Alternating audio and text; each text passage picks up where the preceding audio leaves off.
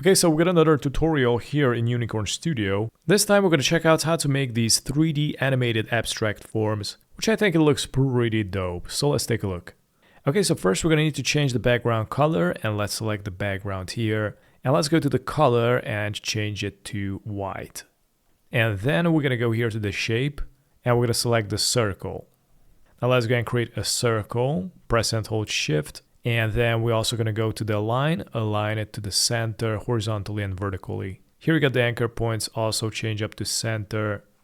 And then first we're going to go to the fill. We're going to change this to blue. And then let's go and increase the feathering to make it blurry. We're also going to live animate this. So we're going to go here to the mouse tracking, increase it. So as you can see, it is going to go off. So if I hover the mouse, it is going to move around, which is really cool. Now we're going to need to add another blur like this. So we're going to go here to the circle. Let's go to the three dots and let's select duplicate. And then here we're going to go back to the fill and we're going to need to change this up to another color. And let's go back to the mouse tracking and we're going to decrease the numbers here instead of the value because we're going to need to go down to minus, for example, minus 17. So as you can see, it is going to go into the opposite direction.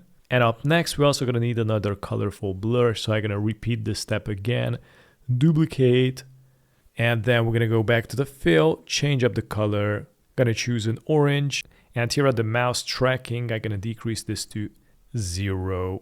So it's going to look something like this. Okay, so let's go to the 3D shapes here, and I'm going to scroll down, and here we got the merged disks.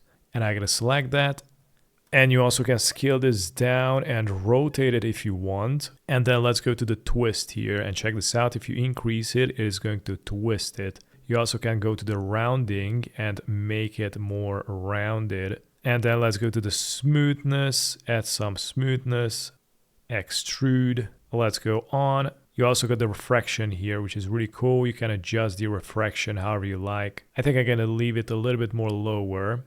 You also got the dispersion. And then I'm also going to hit play to the 3D shape layer. And then you also can go here to the animation settings and customize the speed maybe. And up at least we're also going to need to remove the background. And let's go to the effects and search for lens distort. Let's go and select it. So from here we're going to go to the radius. You can increase that. And the style, we're going to change this to disk. There you go. Now it's like more visible. I'm going to increase the radius. And then you got the amount. I'm gonna max this out.